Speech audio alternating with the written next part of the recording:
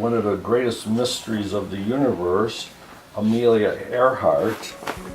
It's her book she wrote, and before she disappeared, she signed it.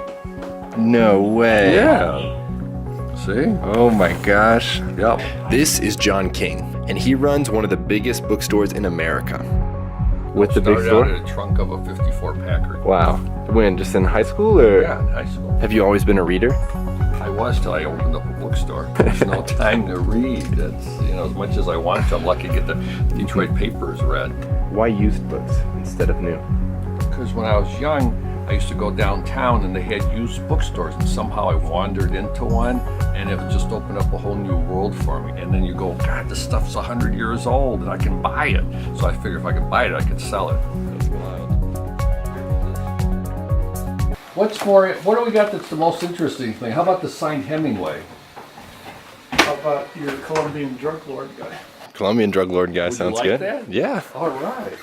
Here's Pablo Escobar, who put together a bunch of his cartoons for some reason. Nobody really knows why. Signed by Pablo Escobar and inscribed. How old are some of these? Oh, someone go back to the 1400s. This is an original page from the first book printed by movable type in existence. Back then they hadn't invented capital letters, so you had to put them in by hand, and chapter headings and chapter numbers. Ernest Hemingway item that's inscribed and signed by him.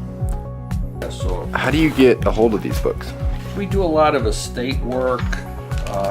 We deal with collectors.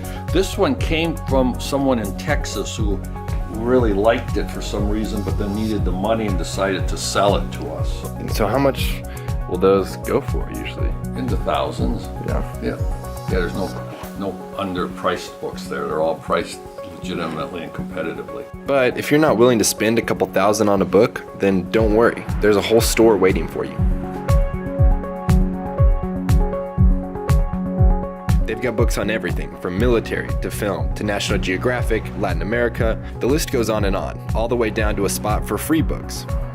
John's created a place where anybody can come and discover something new or old, no matter their literary preferences.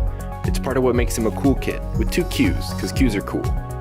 We also have a first edition of The Great Gatsby. That's one of my favorites. See? What makes a good collector, do you think? A good collector, one who is extremely knowledgeable and smarter than the book dealer. How do you learn their value? Just by knowing the author and where it came from and the history of it?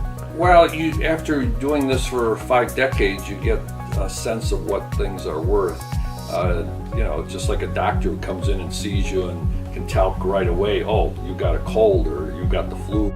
Or what's your favorite book? That's the worst question, so don't even think of asking that thing. Okay, I got 1 million books and I'm supposed to have a favorite out of 1 million books? Special thanks to John King Books, and if you enjoyed the video, like and subscribe for more.